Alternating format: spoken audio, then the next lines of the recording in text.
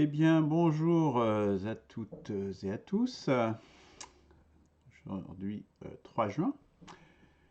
Donc aujourd'hui, nous avons donc quelques actualités pour commencer, un peu comme toujours. Thierry Breton, commissaire européen, donc français au marché intérieur, a évoqué l'idée de lever un impôt européen afin de rembourser la dette qui financera le plan de relance, soi-disant de Bruxelles, mais enfin, que c'est de 750 milliards. Donc en définitive, il parle de nous mettre un nouvel impôt, un impôt européen, donc pour financer en fait la relance.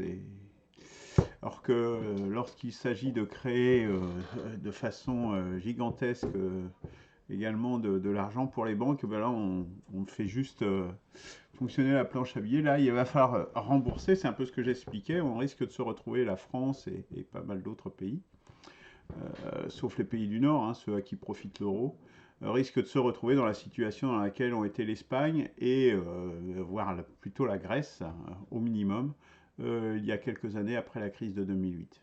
Voilà ce qui nous pend au nez. Ça, c'est le premier point que je voulais aborder, malheureusement.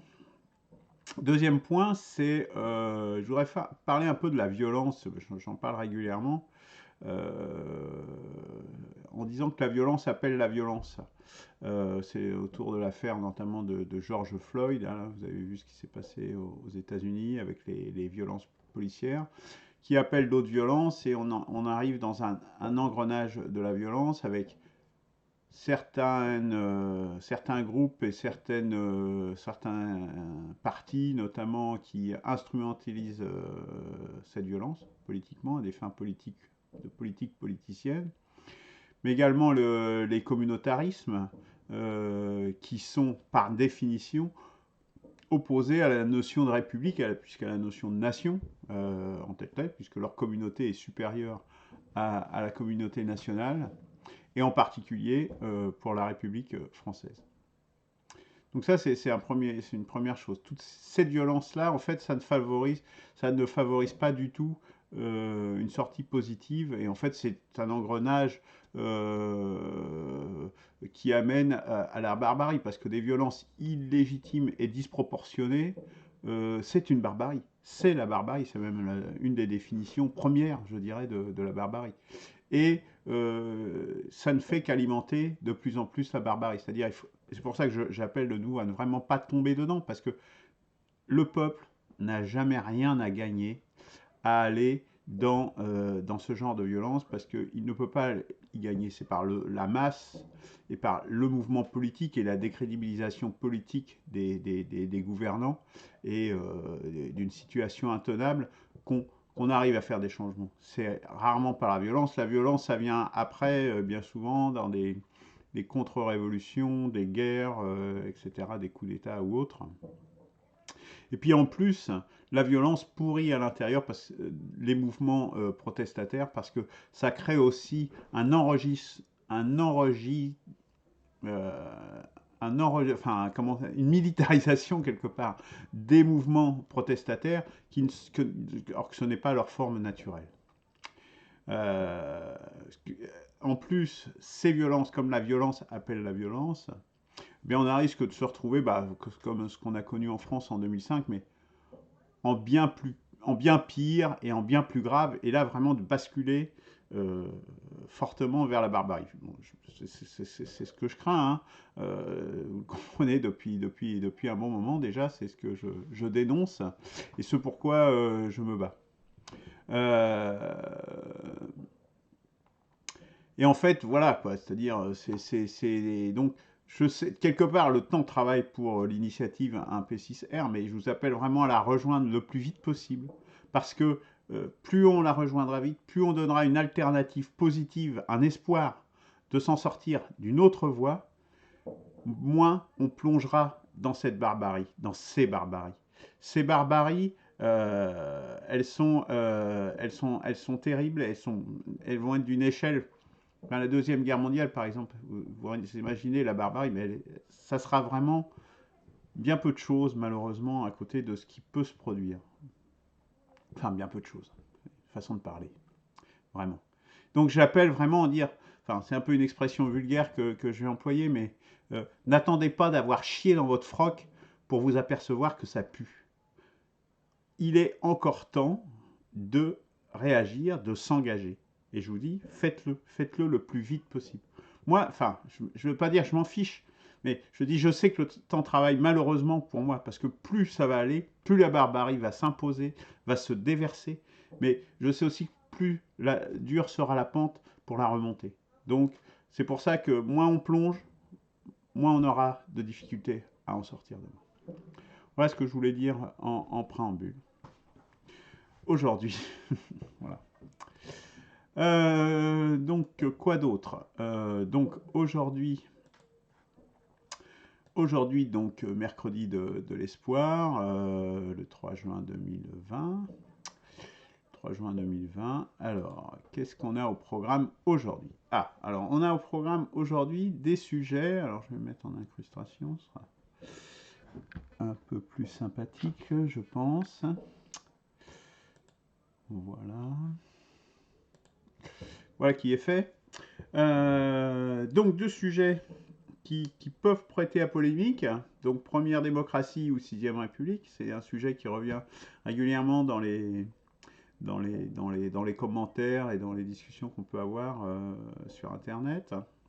Et assemblée constituante ou constitution proposée et élaborée en amont. Donc, deux sujets qui peuvent fâcher. Eh bien, moi, je vous l'annonce tout de suite. En fait, non, mais il faudra aller jusqu'au bout de la vidéo parce que, évidemment, il y a des solutions à ça pour en sortir de façon positive et ne pas s'entre-déchirer de façon inutile. Donc, je vous annonce d'ores et déjà, ce sont des sujets qui peuvent prêter à polémique, mais si on est de bonne volonté, si on voit les enjeux, et je viens de parler de la barbarie aujourd'hui, à l'instant, qui sont en jeu, on peut en sortir et avec des solutions qui satisfassent tout le monde. Ça peut paraître un peu bizarre, mais vous allez voir qu'à la fin, on va y arriver. Donc, je vais analyser aujourd'hui première démocratie ou sixième république et assemblée constituante ou constitution.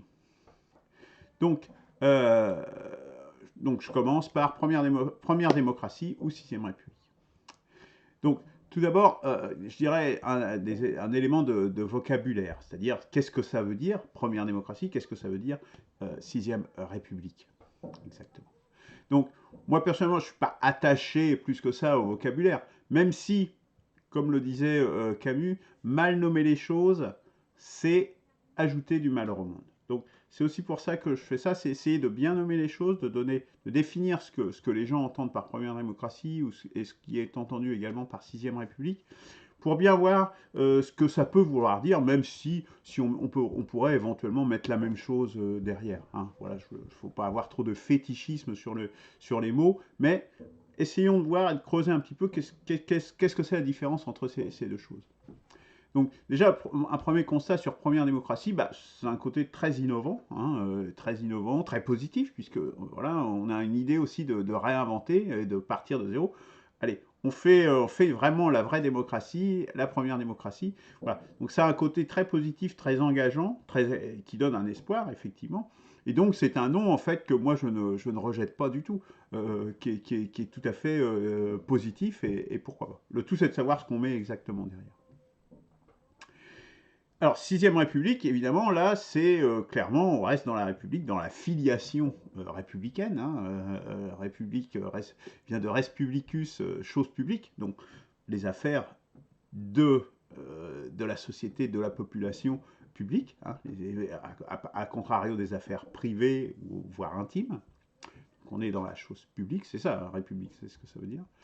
Et donc, la République s'oppose à la monarchie, mais c'est vrai que ce n'est pas un synonyme de démocratie pour autant. Hein. On peut avoir différentes formes et on le voit bien aujourd'hui en France, des formes suffisamment biaisées pour que l'aspect démocratique soit plus que tendancieux, plus que litigieux. Bon, on a eu dans le passé des républiques populaires, etc., républiques démocratiques, etc., qui n'étaient pas vraiment démocratiques. Hein. la RDA par exemple. Voilà. Euh, Sixième République, un autre aspect quand même de ce vocable, c'est que sixième, ça veut dire c'est numéro 6, donc ça veut dire ça s'inscrit dans notre histoire. Ça prolonge notre passé, puisqu'on est à la cinquième République. Sixième République s'inscrit dans le prolongement, dans la suite de la sixième République, c'est-à-dire ça prolonge le passé sans le renier. Ça a quand même cette caractéristique-là intrinsèque. Parce qu'on n'a pas Première République, puisque quelque part, c'est le premier, donc on part de zéro hein, pour partir. Alors, plus précisément sur première démocratie. Donc, ça serait l'idée, c'est donc d'instaurer pour la première fois la démocratie.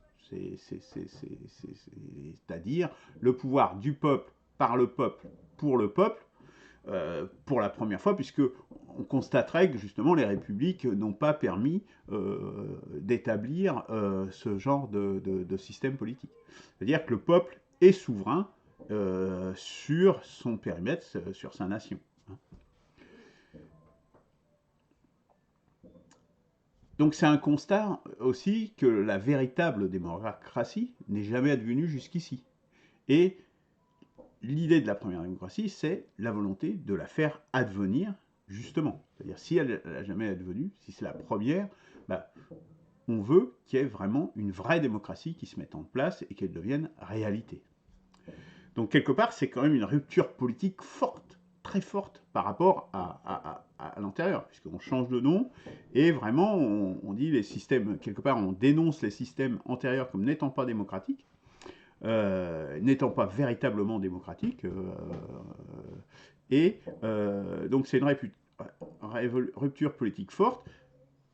Je dirais, là, je pose la question et c'est aussi une affirmation, mais quelque part, c'est quelque chose qui est révolutionnaire et qui, quelque part, est obligatoirement, s'inscrit quasiment, presque, si on le prend au pied de la lettre, s'inscrit forcément dans un processus révolutionnaire.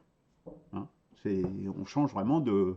Là, on change même plus de logiciel, là, on jette l'ancien et on reprend un nouvel ordinateur, quelque part. Voilà un peu ce qu'on peut dire si on s'attache justement, simplement, à ce que ça peut vouloir dire première démocratie. Si on regarde maintenant l'autre face de la pièce, donc la sixième République, donc comme je disais, ça s'inscrit dans notre histoire. Et pourquoi 6? Parce qu'il y a plein de gens, par exemple Asselineau, il y a une vidéo célèbre où il dit ouais, pourquoi pas 7, 8, etc. Bah, c'est simplement parce que 6, c'est 5 plus 1. Donc ça s'inscrit dans l'histoire. L'histoire dit il y a eu la quatrième, la cinquième République. Et bien la République suivante, si on change fondamentalement les règles de fonctionnement de nos institutions, c'est forcément la sixième République. C'est juste ça. Donc c'est quelque chose qui s'inscrit dans l'histoire, donc c'est plus une évolution qu'une révolution. Et donc c'est quelque chose qui ne remet pas en cause, notamment typiquement la démocratie représentative telle qu'elle existe aujourd'hui. On reviendra sur ces aspects, démocratie représentative, démocratie directe, bien sûr, on est vraiment qu'au tout début. Hein. Alors je préviens que ça risque de durer un peu longtemps, hein, c'est assez chargé, c'est assez dense aujourd'hui. Donc ne remet pas en cause la démocratie représentative, on reste dans une république à démocratie représentative, donc avec des représentants. Ça veut dire aussi que ça tient compte des forces sociales. C'est-à-dire que les forces sociales sont à l'œuvre et il ne s'agit pas de les nier, mais de les représenter justement et de faire en sorte qu'elles soient, par différents mécanismes, qu'elles soient canalisées. C'est un peu l'idée. Alors, l'idée, c'est également de changer les fondements. Et donc, les fondements, il y a des acquis de 1789, puisqu'il y a quand même eu un certain nombre d'acquis tout à fait considérables, comme l'abolition de la monarchie absolue, qui était absolue en France, la monarchie en plus. Mais également s'inscrire sur l'expérience, je dirais, pratique de ce qui s'est déroulé justement des 5 précédentes républiques pour construire au-dessus. Et donc simplement, donc l'expérience, je dirais, pratique et politique de la vie que l'on a pu vivre sur ces 2 siècles et demi passés, mais également celle des philosophes qui ont réfléchi sur ces questions et qui ont justement critiqué et apporté des amendements à ce qui était défini en 1789 et en premier lieu la Déclaration des droits de l'homme et du citoyen. Euh, donc l'idée de la Sixième République qui est proposée, c'est justement de dépasser cela par un remplacement des fondements pour poser des finalités, les besoins de l'homme, donc des finalités, plutôt que des moyens, la loi. C'est-à-dire que par exemple dans la Déclaration des droits de l'homme, on dit très fréquemment les citoyens sont libres, hein, je ne vais pas citer, mais et les modalités de la liberté sont définies par la loi. Bon. Bah, du coup, dans la loi, vous pouvez tellement restreindre les libertés qu'en fait, l'objectif initial est complètement dévoyé et vous n'avez plus, par exemple, pour coller des affiches, aujourd'hui, c'est devenu extrêmement difficile de coller des affiches. Pour coller des affiches, vous êtes encadré, vous avez tellement de doigts que vous ne pouvez plus coller d'affiches nulle part. Donc, il n'y a plus de liberté, il n'y a plus cette liberté. Alors sur les libertés, en plus, c'est vraiment la zone, le domaine qui est le plus attaqué. Et donc c'est pas pour rien que je prends cet exemple. Donc pour le remplacer, donc des moyens, la loi, par des finalités. C'est-à-dire que des finalités, c'est quelque chose de beaucoup plus court. C'est la liberté d'expression doit être totale, sauf si l'idéologie promue est interdite. Point. Avec une liste bien définie dans la Constitution, justement, d'idéologies, comme le nazisme, typiquement, qui sont interdites. Voilà. Et à partir de là, c'est tout. La loi doit se conformer à ça. C'est-à-dire que c'est la finalité qui est visée, mais pas de dire, oui, bah, vous avez le droit, mais la loi, elle pourra faire ce qu'elle veut derrière. D'accord? Donc ça change absolument tout. Ça change énormément, énormément de choses. Parce que les fondements, et on va voir justement par rapport à ça, par rapport au préambule de la Constitution, quelles sont les conséquences. Alors, quels sont les écueils? Donc pour analyser et comparer maintenant et rentrer un petit peu dans le détail de ce que ça pourrait représenter de mettre en œuvre la première démocratie ou la sixième république, en prenant ces définitions au pied de la lettre, quels sont les écueils d'une véritable démocratie? Parce que l'idée de la première démocratie, c'est de mettre en place une vraie démocratie où le peuple aurait absolument tous les pouvoirs. Donc, premier écueil, considération, je dirais, sur l'unité du peuple. Qu'est-ce que c'est que le peuple? Le peuple, c'est un ensemble humain, donc un groupe social qui n'est uni que par le partage d'un socle culturel commun, une même culture, donc issue d'une même histoire, d'un même passé, d'un passé commun, en tout cas, et territorial. Donc il y a un socle à la fois culturel et territorial. C'est ce qui va définir la nation. La nation c'est la matérialisation justement du peuple politique, du peuple qui après peut effectivement soit exercer le pouvoir directement ou pas. Mais déjà, le peuple en soi, c'est ça. Et ce n'est rien d'autre. Ça se limite à ça, ce qui est déjà beaucoup. Hein.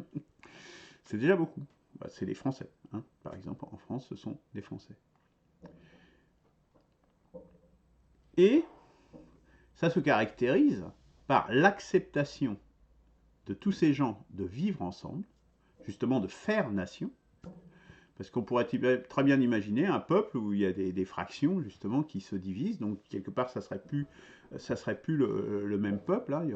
Alors, après il peut y avoir des peuples qui soient des fractions d'un peuple plus large, hein, pourquoi pas, hein, c'est ce qu'on dit notamment pour les Corses, pourquoi pas. Si les deux peuples sont d'accord pour ça, pour moi ça ne me pose pas de problème. Donc qui acceptent de vivre ensemble malgré les différences et les divergences, parce que un peuple, il y a plein de gens dans un peuple. Il y a de toutes sortes de gens. Il y a des hommes, il y a des femmes, il y a des riches, il y a des pauvres, il y a des etc. etc. Et puis il y a des divergences d'opinion politiques et autres. Donc c'est des gens qui acceptent de faire nation et qui acceptent de vivre ensemble et de partager un avenir, de mettre en commun leur avenir, en définitive, leur présent et leur avenir. La notion de peuple ne va pas au-delà.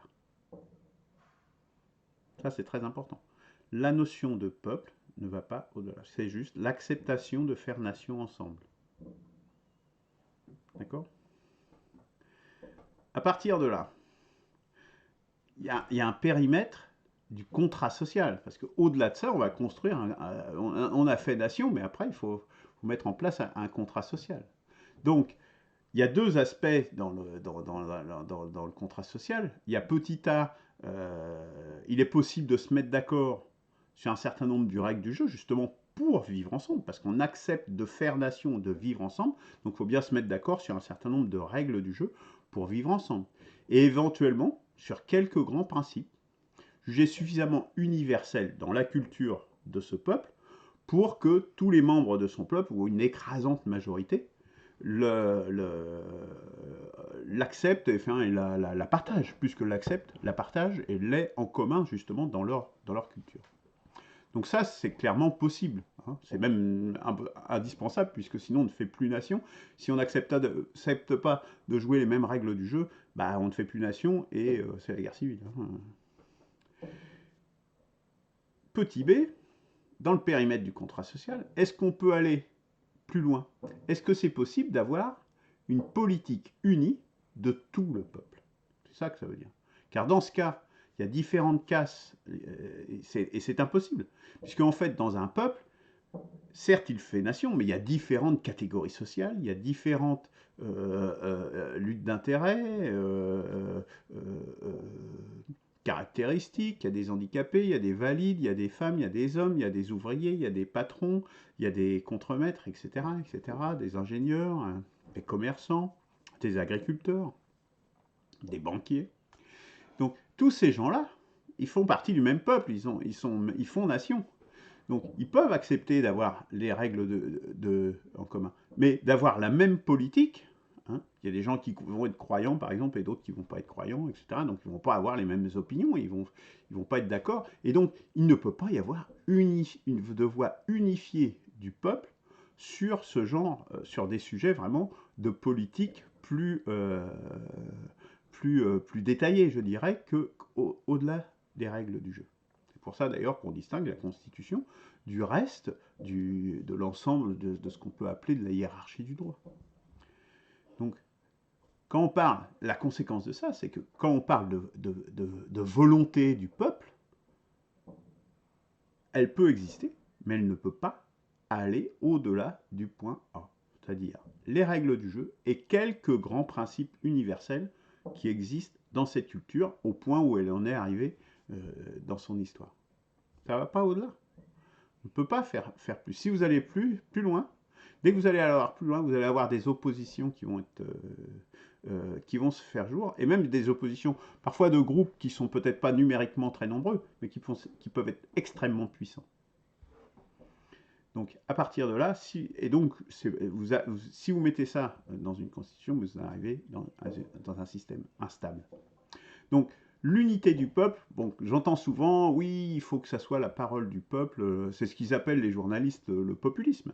Et effectivement, il y a être populaire ou populiste, enfin c'est pas le mot, me gêne pas non plus en tant que tel, mais il faut être conscient des limites que ça veut dire. Il n'y a pas une voix du peuple. Une voix du peuple, ça peut exister, mais limité au point A, pas au-delà. Au-delà, il y a un loup. On vous vend des bretelles. Alors, et même aller plus loin, pouvoir s'affranchir de ce point B est même dangereux. Par exemple, on pourrait avoir l'idée de dire, bah, du coup, allons-y, puisqu'il n'y a qu'une seule unité du peuple, bah, supprimons les partis politiques. Mais les forces existent, comme je le disais, hein, et des forces de différentes natures. Il y a le mouvement ouvrier aussi, qui est les mouvements syndicaux, etc. Il y a plein d'autres mouvements, les mouvements écologistes, pensons à Greenpeace, etc. Il y a des forces qui existent dans la société, qui vont s'exercer tant en interne qu'à l'international, parce qu'on n'en vit pas, la France, c'est pas un pays tout seul sur la planète, hein. Et ces forces vont s'exercer et vont essayer de jouer, de déstabiliser, si justement on dépasse le rang de ce qui est acceptable et partageable très largement par un peuple. Donc, il faut faire attention à ça, parce que faut faire vraiment très attention à ça, parce que du coup, ça peut aussi devenir un facteur de barbarie, parce que le refus des partis politiques, donc des forces quelque part, parce que les partis politiques, c'est un des moyens, c'est pas le seul, mais c'est un des moyens pour les forces de s'exercer, peuvent conduire à des impasses politiques, à des situations de blocage complet, où on n'arrive plus du tout à avancer, et peuvent promouvoir justement l'arrivée d'un tyran, qui va mettre tout le monde d'accord, hein, un bonapartiste, etc., des militaires au pouvoir. Et voilà. Et il y a cette tentation-là en disant, il n'y a qu'un peuple qui a qu'une seule voix, et ben du coup, il n'a qu'un seul représentant, c'est le tyran. Vous voyez le chemin? C'est presque une ligne droite. Hein. Donc, attention à ça. Attention à ça, je dis aux gens qui disent, nous on ne veut pas d'une des républiques, on veut une première démocratie. Attention, le chemin vers ça, c'est la mise en place d'un tyran. Enfin, si on pousse le raisonnement trop loin, je veux pas dire qu'il ne faut pas le tenir. Il faut le tenir, mais il faut connaître ses limites, comme tout. Alors, maintenant, on va évoquer un deuxième sujet, après avoir vu cette question de l'unité du peuple. Deuxième sujet, sur les écueils que rencontre une véritable démocratie. Une véritable démocratie, bah, forcément, ça conduit à une démocratie directe. Hein, on veut dire gouvernement du peuple, par le peuple, pour le peuple. L'expression la plus évidente de ça, c'est la démocratie directe. Alors, examinons ce que ça peut être la démocratie directe et si c'est possible, tout simplement. Bah, déjà, il y a une première quelque chose qui est impossible, c'est de rassembler matériellement, c'est impossible de pouvoir rassembler le peuple sur tous les sujets, hein. Parce que quand vous gouvernez le gouvernement, il prend 1000 décisions par jour. Hein. Il n'y a pas que les lois, etc. Il va téléphoner au préfet, au machin, au truc, et il prend 1000 décisions par jour. Et donc, il faudrait prendre toutes ces décisions-là par le peuple tout entier, et en plus de manière pertinente. Ça veut dire que chaque personne dans le peuple devrait connaître tous les enjeux sur tous les sujets pour pouvoir déterminer quelle politique il faut amener en santé publique, pour l'éducation nationale, pour la police, etc. etc. C'est impossible. Il suffit de poser cela pour se rendre compte que c'est complètement impossible. Donc déjà, matériellement, mais c'est même pas impossible d'un peu, quoi. C'est totalement impossible, quoi. Et c'est encore plus vrai dans les situations d'urgence. Bon, par exemple, quand vous devez prendre des décisions rapidement, vous avez une guerre, bon, bah là, il y a eu aussi le truc du Covid, etc. Voilà, vous avez des situations d'urgence comme ça, ou alors là, c'est encore plus vrai que c'est encore plus difficile, parce que les décisions ne sont pas forcément faciles à prendre, il faut demander des avis scientifiques, enfin, c'est juste impossible, quoi. Enfin, ça n'a vraiment aucun sens. Donc la démocratie directe, déjà, elle a un plomb dans l'aile énorme, quoi. Autre élément très important, le peuple est souvent peu préoccupé de politique. Bah, regardez autour de vous. Hein. Les gens qui suivent l'initiative 1P6R, vous savez tous très bien qu'il y a très peu de gens qui s'intéressent à la politique au quotidien. Ils vont s'intéresser un peu à la politique au moment des élections, mais en dehors de ça, les gens s'intéressent peu à la politique. Et il y a différentes raisons pour ça, hein, qui ne sont pas forcément mauvaises. Hein. Donc ça, déjà, ça limite aussi, puisque comment voulez-vous faire une démocratie directe s'il y a les trois quarts des gens qui ne s'intéressent pas à résoudre les problèmes? Alors, autre point, la démocratie pure donc, ne peut pas exister. Hein. D'ailleurs, enfin, il y a aussi un autre élément, parce que si c'était le cas, admettons, la démocratie pure peut exister. Si c'était le cas, bah, il y a déjà des gens qui auraient trouvé un modèle, et puis ça ne fait pas d'hier, hein, ça ferait depuis très longtemps, depuis les Grecs et peut-être même encore avant, qui auraient pu déjà définir le modèle. Bah, ça y est, nous on sait faire comment il faut faire une vraie démocratie, et il faut faire ça comme ça. On a un modèle. Mais donc ça aurait été déjà fait depuis bien longtemps. Et dès lors, il nous suffirait simplement de le mettre en œuvre. Et force est de constater que bah, ce modèle-là, il n'existe pas. Donc, en conclusion, la démocratie, moi, je pense qu'il faut le voir comme un horizon vers lequel il faut tendre, essayer de s'en rapprocher de plus en plus. Hein. On est passé quand même des époques antérieures où il n'y avait que des monarques et dans un monde où il n'y avait même que des petits chefs de tribus, de clans, etc. euh, à des systèmes plus élaborés de représentation avec une plus grande démocratie, justement, un plus grand pouvoir du peuple. Il faut le voir comme un horizon à approcher en le construisant justement au fur et à mesure. Par exemple, un des exemples, c'est d'instaurer le RIC. Le RIC n'existe pas dans la Constitution française aujourd'hui. Eh bien, si on l'instaurait, on aura fait progresser, on aura fait faire un pas important de la démocratie. Mais ça n'épuise pas le sujet, hein, puisqu'il y a plein de pays dans le monde où il y a le RIC et qui ont des gouvernances, alors qui sont améliorées quand même généralement par rapport à celles évidemment, par rapport à celles qu'on connaît en France, mais qui ne sont pas de nature fondamentalement différente. Hein. Alors,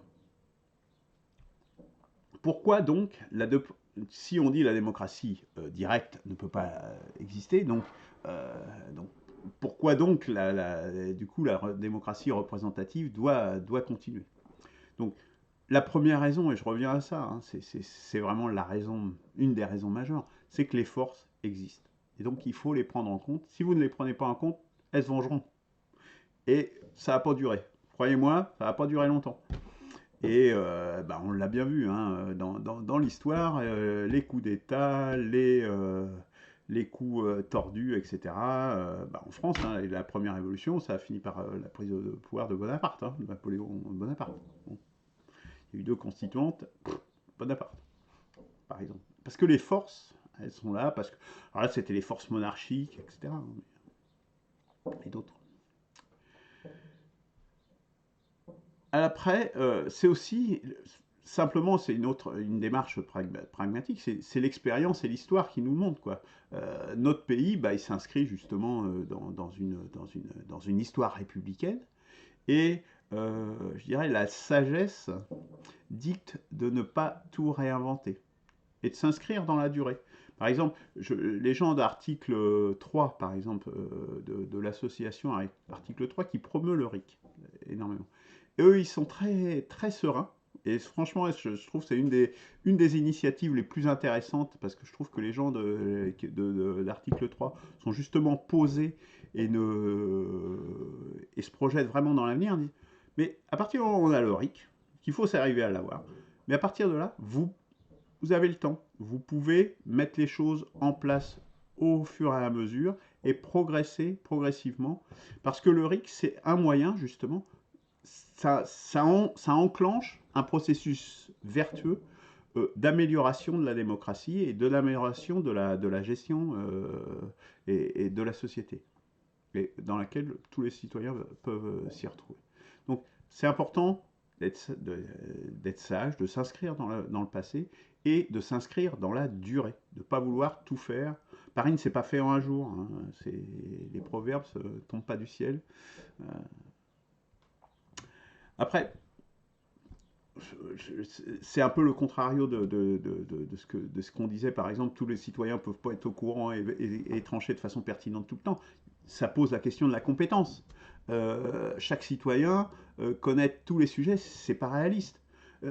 Il y a forcément une division du travail qui existe, comme dans toute activité humaine. Dans votre métier, chacun de ceux qui me regardent, vous avez un métier, vous avez des activités, même dans votre couple, vous avez une division du travail parce que c'est plus efficace, parce qu'il y en a un, il connaît mieux ça, il a plus de goût, plus d'appétence pour faire telle tâche que telle autre, eh bien c'est quelque chose qui est naturel, qui existe. Alors Marx montre que ça s'est énormément renforcé, évidemment, avec le capitalisme, mais la division du travail existe, je pense, depuis la nuit des temps. même quand on était chasseurs-cueilleurs, je pense qu'il y en a qui étaient plus chasseurs et d'autres plus cueilleurs, d'autres qui étaient plus constructeurs de huttes, etc., etc. Il y a forcément une division du travail dans toute activité humaine. Je ne vois pas en quoi la politique fera exception à cette division du travail. Non, il y a forcément des compétences qui existent et puis des appétences qui sont différentes. Alors, ce qui compte, c'est au final, c'est le jugement citoyen. C'est pour ça que le référendum en est un moyen fort. Hein. Mais le jugement citoyen, il doit se situer à un certain niveau, à un niveau global, et ne pas se perdre dans les détails. C'est ça qui est important. Ce qu'il faut, c'est justement, et donc on en revient, donc sur quelques sujets qu'on va pouvoir creuser, qu'on va pouvoir faire des campagnes contradictoires suffisamment longues, suffisamment importantes, eh bien, la population, le peuple, va pouvoir trancher de façon pertinente sur quelques sujets, mais ça peut être que quelques sujets, qui auront été creusés justement dans la société lors d'une campagne contradictoire. Qui dit campagne contradictoire, ça montre bien a fortiori que le peuple n'est pas uni. Et parler au nom du peuple, enfin, ça n'existe pas. Qui peut se dire, moi je parle au nom du peuple? Enfin, c'est à part un charlatan, je vois pas qui. Hein. Alors, continuons sur la démocratie directe. Après, il y a d'autres écueils. Comment va-t-on gérer les secrets d'État? Il y a forcément des secrets dans un État. Faut pas rêver. Hein. Et, et après, comment et ça rejoint un peu la compétence, c'est des erreurs en politique étrangère, par exemple. Ça peut avoir des conséquences très graves, dramatiques. Hein. On voit l'amateurisme, par exemple, de François Hollande dans sa gestion de la Syrie, en Syrie, etc. On en est arrivé à défendre les terroristes, c'est-à-dire les islamistes, c'est-à-dire les gens qui nous tuent en France. On soutenait les gens là-bas. Et encore, la France, je crois que l'Angleterre, ils ont été encore beaucoup plus loin dans leur collusion avec ces gens-là. Voilà. Donc, alors, voilà, ça ne garantit pas. Mais il y a des sujets, vous ne pouvez pas les mettre sur la place publique. Si vous envoyez des agents secrets ou des militaires en mission quelque part, il faut dire, ah bah, on va envoyer les militaires. Bah, les autres, ils vont se préparer. Enfin, vous voyez, il y a une impossibilité là principielle, je dirais, de principe. Et puis il y a une autre chose importante aussi, hein, c'est la faiblesse humaine. La faiblesse humaine, c'est-à-dire qu'il y a un manque de courage de prendre ses responsabilités. C'est-à-dire qu'il ne faut pas croire que le peuple, si ça ne s'intéresse pas comme ça des affaires publiques, c'est pas simplement parce qu'il a autre chose à faire, c'est aussi parce que ça l'arrange. Parce que dans le fait, en fait, euh, déléguer à quelqu'un la responsabilité de faire des choses, dire moi je m'en lave les mains, prenez la décision, faites ce qu'il faut. Moi, si demain on me dit que c'est pas que c'était une connerie, bon bah je serai pas responsable. C'est une des raisons du vote à bulletin secret. Hein. Et enfin, les gens qui travaillent dans des entreprises également, ils constatent ça très fréquemment. Les décideurs, enfin dans des grandes entreprises, les décideurs, ils ne décident pas souvent. Hein. Dès qu'il faut se mouiller, prendre un risque, parce que prendre une décision, c'est prendre un risque, c'est prendre le risque de se tromper. Dans des grandes boîtes, enfin moi dans toutes les grandes boîtes, que ce soit du public ou du privé, dès que vous arrivez à certains niveaux, les décideurs, ils décident plus rien. Hein. C'est, oh là, il y a une décision à prendre, bon, ben, on va faire un comité, un machin, etc. C'est pas une spécificité de l'Assemblée nationale de créer des commissions. Donc voilà, la faiblesse humaine, la prise de décision fait peur. Même dans des domaines techniques, moi je le vois dans des domaines techniques, on rencontre la même chose. Les gens ont peur de se mouiller, tout simplement. Et puis il y a des écueils pratiques. Hein, et même, et là, des écueils vraiment pratiques, hein, au-delà de ce qu'on disait sur la compétence, la pertinence de la décision, les écueils pratiques, c'est même avec les moyens de communication modernes, il y a tout un tas de problématiques qui se problèment simplement, vraiment purement très très matérielles. Comment on fait pour informer les votants? Quel est le nombre de questions qu'il faut leur poser? Quel vocabulaire faut employer? Comment on fait pour que les votes soient synchronisés? Parce que le vote, il ne faut pas qu'il y ait des morceaux de résultats avant. Hein. Comment on fait pour sécuriser les votants, c'est-à-dire que leur vote soit secret, etc., qu'il n'y en ait pas 3 votants, etc., et les résultats, le décompte des résultats. Même les technologies modernes, enfin moi je leur fais pas confiance, je fais plutôt confiance justement à l'urne avec le papier qu'on dépose dans l'urne, qui est vérifiable par tout le monde, même par n'importe qui a aucun diplôme ou n'importe quoi, ça, une urne, tout le monde le comprend. Dès que c'est dans un ordinateur, c'est plus pareil. Voilà, donc voilà tout un tas d'écueils pratiques en plus qui rendent la démocratie directe impossible. Et puis, finalement, il y a aussi cet aspect-là, c'est le manque de temps. Parce que les citoyens, bah, ils n'ont pas que ça à faire. Hein. Ils n'ont pas que ça à faire. Ils ont aussi leurs propres affaires à s'occuper. Ils ont leur famille, leur travail, leurs affaires, leur maison, etc., etc. Ils ont d'autres activités, leur sport, leurs associations. Ils ont leurs propres activités, leur propre vie, et ils n'ont pas simplement le temps. Donc, comment est-ce qu'on peut dépasser ça dans la démocratie directe? C'est totalement impossible. Vous voyez la liste de problèmes qu'il y a dans la démocratie directe. Donc on parle de vraie démocratie, ça n'existe pas. C'est un horizon qu'il faut essayer de tendre, vers lequel il faut essayer d'aller, essayer de tendre, mais il faut savoir que c'est pas faisable. Ça n'existera pas, jamais. Alors, il y a un autre aspect quand même que je voudrais voir, c'est que dans les promoteurs de cette première démocratie, il y a souvent une opposition, alors je ne dis pas tout le monde, hein, mais dans certains, il y a ça. Et du coup, moi, il y a des choses qui m'interrogent. Vous voyez, par exemple, dans leur opposition au suffrage universel. Souvent, dans les promoteurs de ça, on va parler par exemple du tirage au sort, souvent, pour résoudre un certain nombre des problèmes qui sont évoqués là.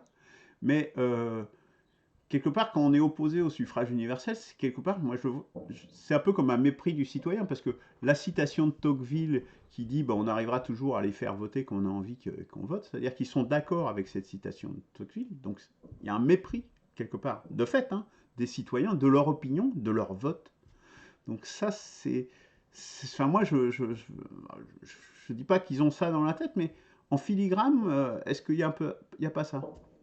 Et au final, est-ce que sont vraiment de vrais démocrates? Si on a un petit peu ce mépris-là du peuple dans la tête, est-ce qu'on est vraiment des démocrates? Puisque, je rappelle, la démocratie, c'est l'exercice du pouvoir par le peuple, pour le peuple. Euh, voilà. Tout le peuple, hein, pas qu'une fraction. Donc, je dirais attention donc, au tirage au sort, et notamment avec les manipulations possibles par des élites. Moi, je vois des groupes qui se mettent en place, etc. Et donc, du coup, avec le tirage au sort, c'est pratique. Parce que vous voyez, avec le tirage au sort, vous avez des gens, un peu comme dans les cours d'assises, des gens tirés au sort, qui ne sont pas des professionnels, qui n'ont pas d'idéologie préconçue, comme des gens dans les partis qui ont une formation politique, qui ont étudié, qui ont lu, etc. Des gens lambda qui, bon, bah voilà, ils ont des opinions politiques, mais ce n'est pas des spécialistes, des gens férus de la politique. Donc du coup, si vous mettez une élite avec eux pour les accompagner, des experts, alors ça pourra être dans un cas, certains ils vont mettre des enseignants par exemple, d'autres ils vont mettre des militaires, bah, ouais. Et dans les cours d'assises, on met des magistrats qui peuvent un petit peu manipuler les jurés, hein, qui ne sont pas tant tirés au sort que ça, faut pas le croire.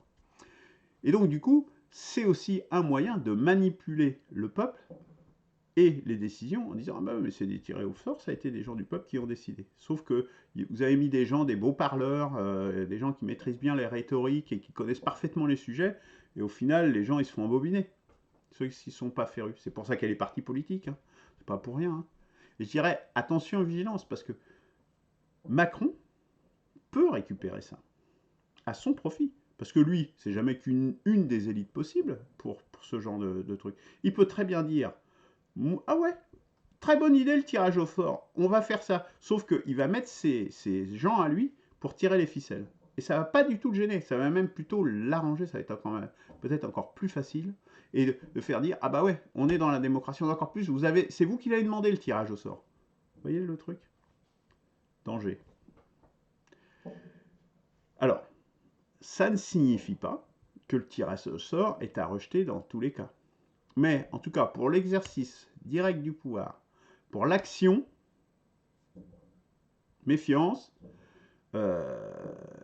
le tirage au sort peut avoir des vertus, parce que justement, d'amener le peuple directement dans certaines sphères, et je pense notamment au contrôle, hein, pour contrôler ce que font les élus, ce que font nos représentants, justement. Le tirage au sort peut justement être une très bonne idée pour éviter justement la dispersion partisane.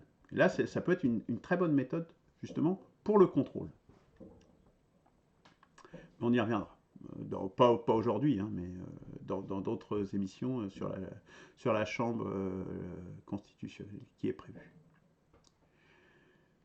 Alors, on continue sur la démocratie directe, parce que c'est quand même le sujet. Hein. Première République, c'est ça, hein, c'est démocratie directe derrière.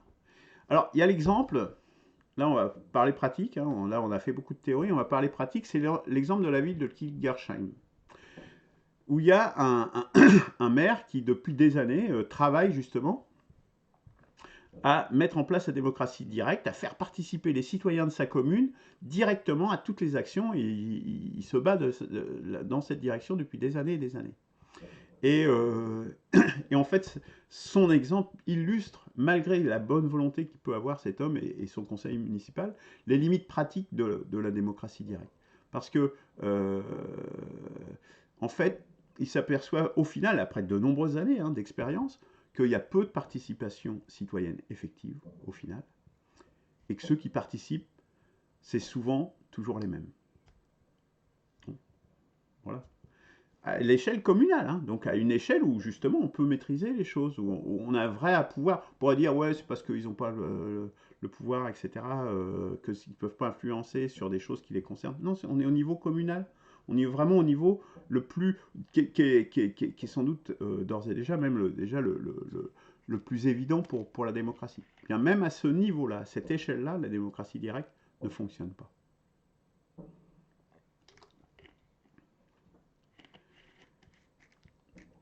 Donc au final, moi je dirais, en conclusion, la démocratie représentative est un mal, peut-être, mais c'est un mal inévitable et nécessaire. Sinon, il n'y a pas de démocratie possible. Et puis, comme toujours, hein, essayer d'être réaliste, donc ne pas se perdre dans des utopies. Les utopies sont finalement généralement dangereuses parce que vous allez dans une direction que vous ne pouvez pas faire. Donc forcément, ça ne marche pas. Je sais pas, dans n'importe quelle activité, si vous n'êtes pas réaliste et que vous ne faites pas des choses qui sont dans le réel, bah, le résultat va être mauvais, fatalement. C'est aussi bête que ça, quoi. Donc faire attention aux utopies, euh, c'est plus sûr de s'inscrire dans une filiation, dans un passé, et simplement de se mettre dans les pas, je mets les pas dans les pas de mon père, c'est préférable, c'est toujours préférable, et donc d'essayer de dépasser, d'essayer d'amener du progrès, d'avancer, hein, mais dans le prolongement de ce qui est fait avant. Les voitures s'améliorent, la recherche scientifique, on a de plus en plus de connaissances, parce qu'on s'appuie sur les connaissances des gens qui nous ont précédés, et qu'on a prolongé, amélioré, remis en cause, etc. Mais au final, pour toujours plus de vérité, plus d'efficacité, dans ce qu'ont fait nos prédécesseurs. Dans les domaines où on ne fait pas ça, et je suis dans l'informatique, je peux vous dire, on fait généralement des grands pas en arrière quand on écrase tout et qu'on essaye de tout refaire de zéro. C'est souvent très difficile. Et donc, bah voilà, donc on arrive à la conclusion que bah, pourquoi 6, justement, pourquoi 6e République, bah, c'est 5 plus 1. Et justement, c'est pas un défaut, il y a plein de gens qui disent, ah ouais, on est déjà à 6e, alors pourquoi pas la 12e, etc. Comme un exemple que je prenais, un logiciel, plus il a une version grande, moi plus j'ai confiance dans le logiciel. Un logiciel en version 20, 23, ouais, j'ai confiance en ce logiciel parce qu'il y a du passé derrière. Alors peut-être qu'il y a des nouveaux bugs qui ont pu être introduits, mais il y a un socle solide sur lequel je peux m'appuyer. Eh bien, moi, j'ai confiance en une 6e République parce que ça sera forcément une amélioration. Enfin, on aura au moins tenté de faire une amélioration par rapport à ce qui était fait antérieurement. Alors, on a vu donc qu'au final, les écueils de la véritable démocratie sont indépassables et que on était obligé de passer par la démocratie représentative. À partir de là, faut se dire, bah, c'est un mal nécessaire, parce qu'on sait que forcément, si on vous représente, bah, c'est plus vous, c'est plus le peuple par le peuple, c'est le peuple par ses représentants, hein. Donc il faut essayer de mettre en place un certain nombre de contrepoids, justement, pour ça. Et c'est sans doute un des gros problèmes qu'il y a dans notre République, et dans bien d'autres d'ailleurs. C'est un point clé, ces contrepoids. Euh, donc il faut des garde-fous, afin de circonscrire, justement, les travers qui peuvent exister. Donc, déjà, une des premières choses, c'est l'égalité de traitement des candidats. Donc, et notamment, dans le contrôle effectif des médias, il faut qu'il y ait un contrôle sur les médias pour cette raison-là, au moins dans les périodes de période électorale, mais je dirais même au-delà, hein. Il n'y a pas de raison que ça soit que dans les périodes électorales que les candidats, ils doivent tous être égaux, il n'y a aucune raison qu'ils soient traités de façon différente à longueur d'année, hein. Ils ont tous des idées, bah, toutes les idées doivent pouvoir être entendues de façon équitable.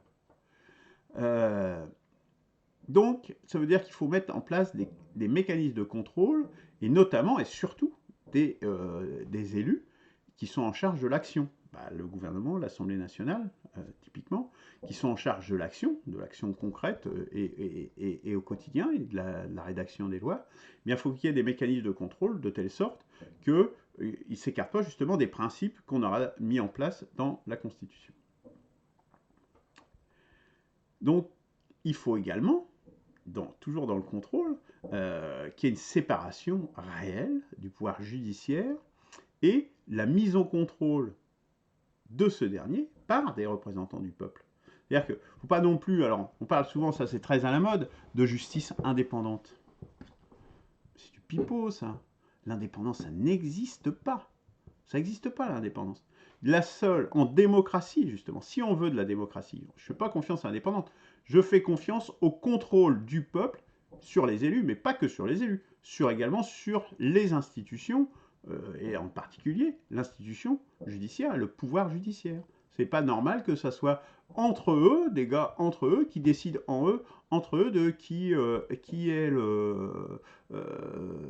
est pertinent et qui est ce qui est de bon droit et qui est ce qui est de mauvais droit, hein.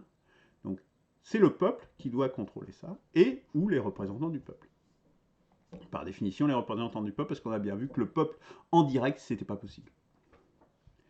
Donc, il y a également, pour contrôler tout ça, on a vu que les forces sociales agissaient dans la société. Et nous avons une représentation territoriale. La représentation de l'Assemblée nationale, elle est avant tout territoriale. Le Sénat, c'est la même chose. Dans la Ve République, dans la Sixième, il n'y a plus qu'une seule chambre des députés. Mais elle est aussi un ancrage territorial. L'ancrage territorial est important, puisque, je vous rappelle, le peuple, la nation, s'ancre dans une culture et dans un territoire. Donc l'aspect territorial est sans doute important et majeur. Mais les forces sociales sont aussi très importantes et majeures. Donc c'est pour ça que pour contrôler et canaliser ces forces, ben il est proposé, dans la foulée de Michel Clouscar, le philosophe, de mettre en place une assemblée des forces productives, justement pour les canaliser, ces forces. Pas nier les forces, mais au contraire, plutôt que de les faire s'exercer par des lobbies et de laisser des lobbies agir dans les couloirs, non. Créons une chambre des forces productives, et cette chambre des forces productives, eh bien, c'est le lieu justement où les forces doivent s'exercer. On ne les nie pas, on essaye justement de les canaliser en leur donnant une visibilité, une réalité officielle. Bon, voilà, ça c'est à travailler, mais ça c'est l'architecture. Ça fait partie des contrepoids. Et puis de toute façon, le contrepoids ultime, c'est le RIC. Parce que si il y a quelque chose qui pose problème, et qui fait que des élus, des forces, etc., ont pris des décisions que n'agréent pas le peuple, eh bien le RIC est le moyen de faire contrepoids et de dire, bah non, ce que vous avez fait là, la majorité de la population n'est pas d'accord, et à partir de là, on abroge, on révoque, etc., etc. Le RIC en toute matière, bien entendu. Et donc, en fait, on retombe sur les trois piliers de la Constitution, ceux qui ont regardé l'organisation de la 6e République connaissent ces trois piliers, qui sont action, donc l'action qui est fatalement en politique, on est élu et on est là pour agir, le contrôle et un certain nombre de circuits courts. Donc on retombe sur ces trois piliers par justement les contrepoids qui sont nécessaires dans une démocratie. Alors ça, c'est... Ah, tiens, je m'attendais à voir autre chose à ce niveau-là. Bon, je vais le dire parce que visiblement, il y a quelque chose qui se passe. Là, on devrait voir quelque chose, c'est que ces trois piliers, en fait, je les redécouvre en fait en faisant cette vidéo, en faisant ces contrepoids. Et en fait,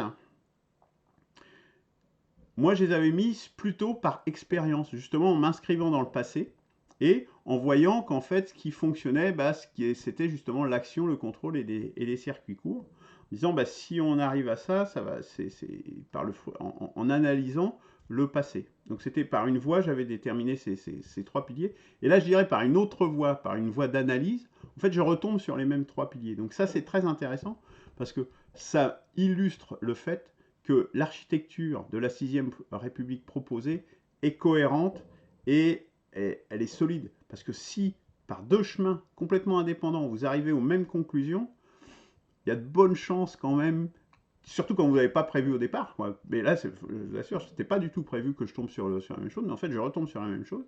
Et donc, du coup, ça veut dire que l'architecture, elle est plutôt costaud. Quoi.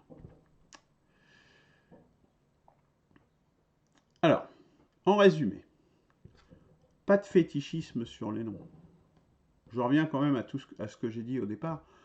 Si on doit appeler ça première démocratie, ce qui compte, c'est ce qu'on met derrière, c'est ce qu'on met dedans. Hein.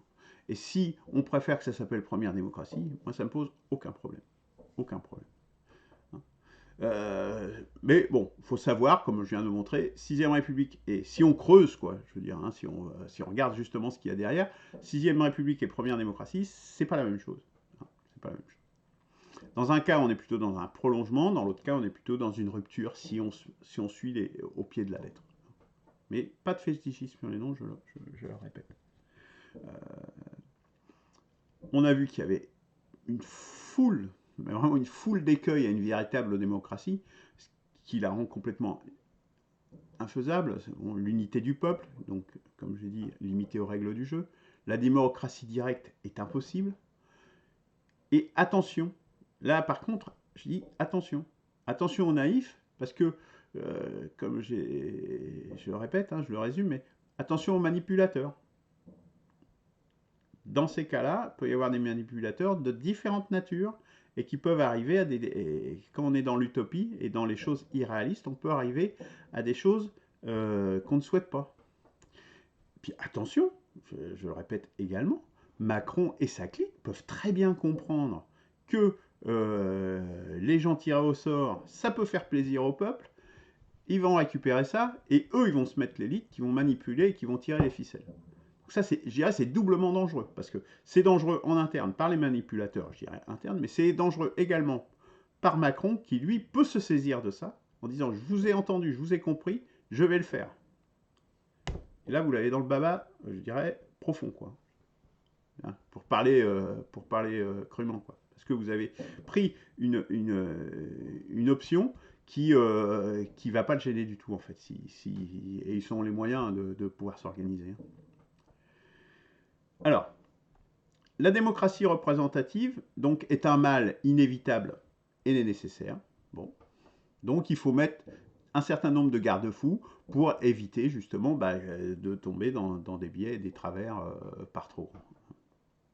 Et on retombe donc sur les trois piliers de la Constitution, action, contrôle, circuit court. Ah bah il était là. Donc c'est là, c'était en conclusion que je vous ai annoncé. Donc retomber là-dessus, donc c'était pas anticipé. Hein, c'est en faisant cette démonstration que je suis retombé sur les trois piliers. Donc issu du prolongement de notre histoire. Donc comme je dis, c'est gage d'une bonne architecture, puisque si quelque chose que vous n'avez pas prévu au départ s'intègre harmonieusement dans ce que vous avez déjà construit, c'est que votre architecture, elle est souple, elle est évolutive, elle est plutôt bonne. Si un truc que vous n'avez pas prévu au départ rentre pas dans votre architecture, c'est que votre architecture, il y a un problème. Moi, je suis architecte logiciel, donc je vous parle en connaissance de cause. C'est que généralement, votre architecture, vous pouvez la foutre à la poubelle et il faut revoir tout, quoi. Là, c'est pas du tout le cas. Au contraire, on retrouve sur ces pattes par deux chemins complètement différents. Donc là, c'est pas une question de gloriole. Faut pas croire que je dis ça pour de la gloriole. C'est juste que l'architecture, la conclusion que je veux dire, c'est que l'architecture, ça ne s'improvise pas. Tout le monde n'est pas architecte. Hein. Tout le monde ne peut pas être architecte. Et c'est comme ce qu'on disait, hein, c'est que tout est un métier, il y a une division du travail et c'est l'histoire humaine, tout simplement. Voilà. Donc, ça, c'était le premier volet. Hein. Donc, vous voyez, on n'est qu'au premier volet. J'attaque le deuxième volet. J'aurais peut-être dû faire 2 émissions, hein, mais bon.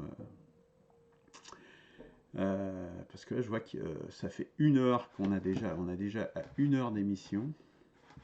Je suis en train de me demander si je vais pas en rester là quand même. Parce que c'est vrai que ça m'embête. Parce que là, on va repartir sur vraiment un gros sujet.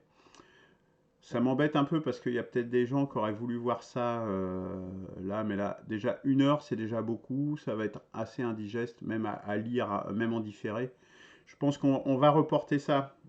Alors, malheureusement, pas la semaine prochaine. Bon, je pense le sujet, de toute façon, première démocratie, 6ème République, était celui qui était le plus sensible parce que c'est celui sur lequel on a le plus de débats.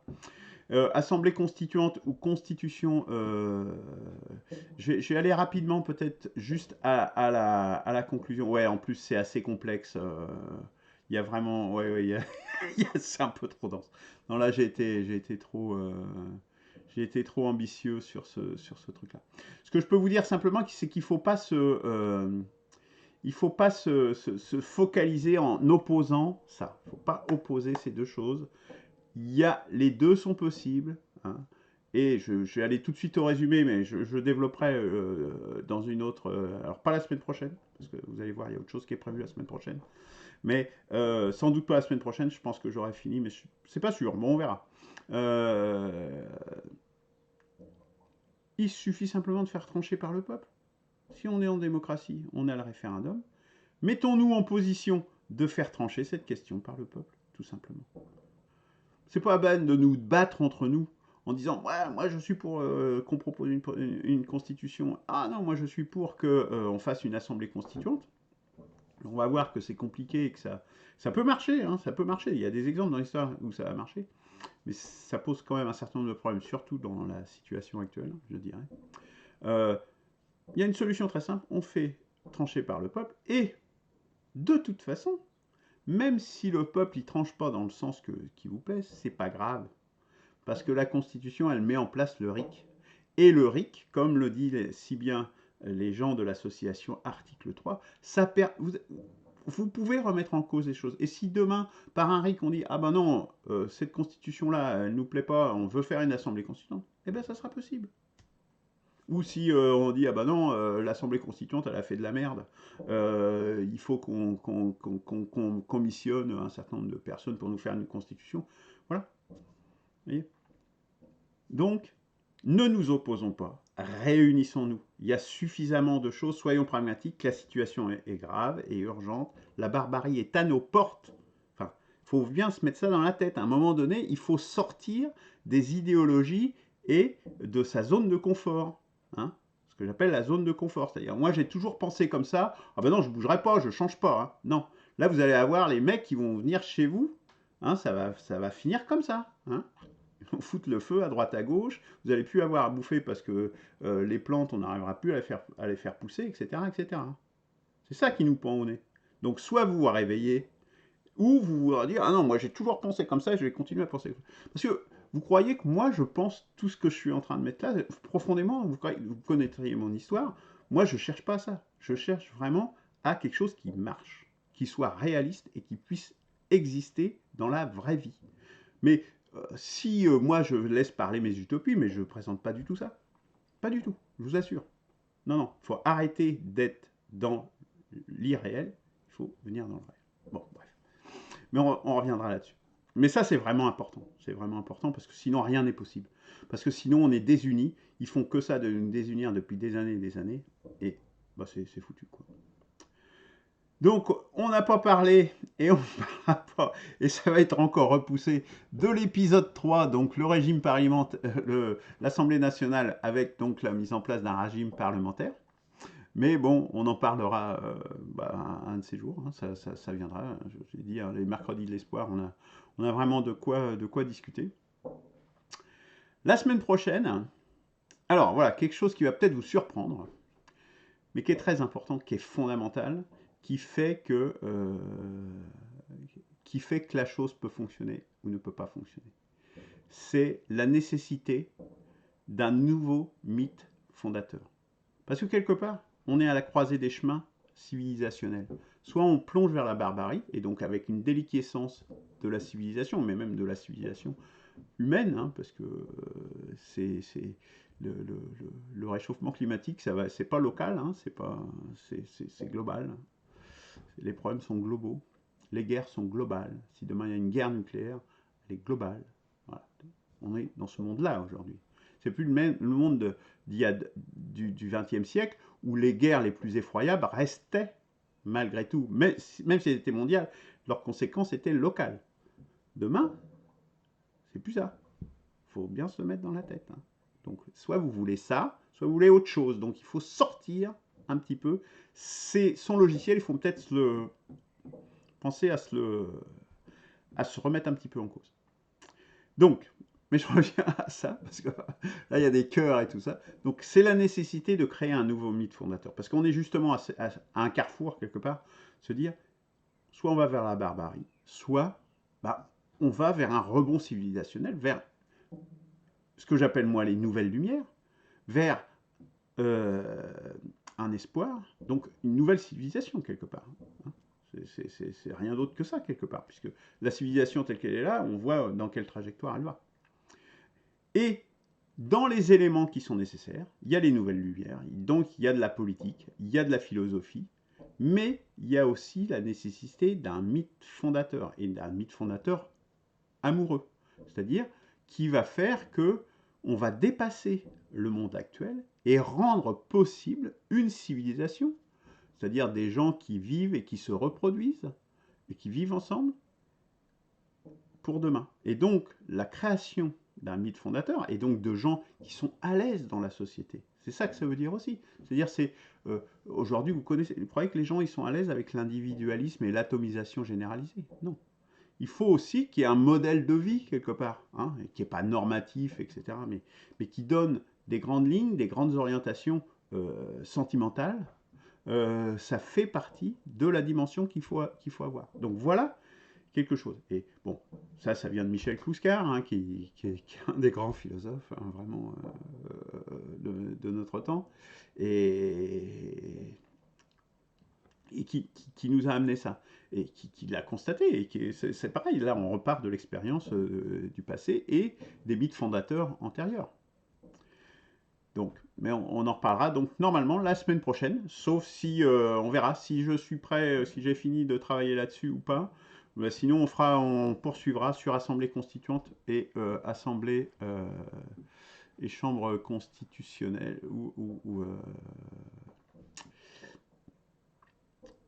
Constitution de la 6ème République proposée. Juste deux mots sur le Covid-19 avant de finir. Donc vous voyez, hein, donc l'Institut Johns Hopkins University. Voilà, ça c'est la courbe des cas confirmés de Covid-19 à l'échelle mondiale. Donc à l'échelle mondiale, bon, je vous laisse regarder la courbe, hein, il n'y a pas de plateau. Hein. Le plateau, on ne le voit pas venir. Hein. Là, on est mai, on arrive à juin. On a même presque l'impression que ça monte plus fort. On est à 380 et quelques mille morts, 2,7 millions de personnes guéries, ce qui nous donne un taux de mortalité, si on prend que ces chiffres-là, de 12%. C'est énorme. 12%, c'est énorme. Alors, attention.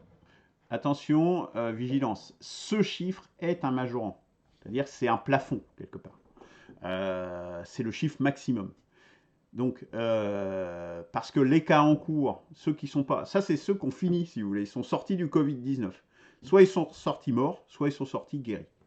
Donc voilà, sur ces chiffres-là, on est à 12% de mortalité, ce qui est quand même pas rien, hein.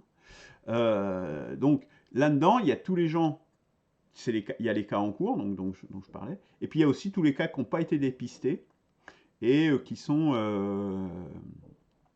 donc qui ont eu le Covid, et puis qui ne s'en sont même pas aperçus, quoi. Et donc, ou qui s'en sont aperçus, mais bon voilà, ils ne savaient pas que c'était forcément le Covid, ça n'a pas été un cas confirmé, quoi. Donc voilà, c'est un majorant, mais c'est un majorant quand même à un niveau élevé, quoi. C'est-à-dire qu'avec ce chiffre-là, si on n'avait rien fait, si on ne fait rien en France, hein, si on ne traite pas, on ne fait rien, on laisse les trucs, moi j'estime avec une population de 67 millions, à 5,7 le nombre de morts. Bon, c'est un majorant, hein, je rappelle. Donc, même s'il est majoré, admettons, de 10 fois, c'est-à-dire que ce chiffre, il est 10 fois supérieur à ce qu'on, d'un ordre de grandeur, par rapport à ce qui était à la réalité, hein. Bon, c'est possible. C'est un majorant. Ça nous fait quand même 570 000 morts en France, hein. C'est quand même pas une paille, hein. Voilà, donc le Covid-19, c'est sérieux, hein, je le répète, c'est pas rien. Et à l'échelle mondiale, l'épidémie, elle n'est pas du tout terminée, hein, pas du tout. Voilà, voilà. Est-ce que j'ai autre chose à dire? Bah non, c'est tout ce que j'avais à dire. Oui, bah, ce que j'ai à dire, c'est rejoignez l'initiative, hein. Je dirais, allez sur le site 1P6R. Donc là, vous allez avoir tout ce qu'il faut pour naviguer, pour voir, pour découvrir l'initiative, pour vous inscrire sur le site. Donc voilà. Donc vous avez vraiment tous les éléments. Donc là, on a aussi le menu. Donc il y a le plan du site, votre profil, les inscrits, les discussions, rejoindre l'initiative, découvrir. Il y a plein de vidéos. Toutes les vidéos des mercredis de l'espoir sont là. Un espoir est possible. La communauté Facebook, la chaîne YouTube qui a été restructurée et qui est beaucoup plus convivial maintenant et dans laquelle on peut se retrouver. Mais l'endroit le plus convivial, c'est quand même le site, où là, vous avez également tous les éléments pour les éléments importants de l'initiative. Donc, par exemple, l'organisation générale de la 6e République, les principes fondateurs, etc., etc. Donc, je vous invite vraiment à naviguer le site. Et puis, voilà, si l'initiative vous intéresse, bah, vous inscrire. Voilà, comme je disais, c'est urgent, c'est important. Voilà, donc vous avez constaté aussi au début qu'il y a un générique. Maintenant, j'ai mis un petit générique au départ. Si vous avez d'autres idées, bah, n'hésitez pas, hein, à me les faire, à me faire des suggestions, à me proposer, ou si vous avez des choses qui peuvent faire un champ, ça peut être intéressant également. Donc rejoignez l'initiative, je vous dis envoyez des mails, etc. Réagissez aux émissions, faites des commentaires, parlez-en autour de vous, participez, devenez citoyen et visionnez la vidéo Action pour la 6e République, donc qui dit en fait les chantiers qui sont prévus, mais la liste n'est pas limitative. Voilà, je vous dis à la semaine prochaine et en attendant, prenez soin de vous. À bientôt. Au revoir.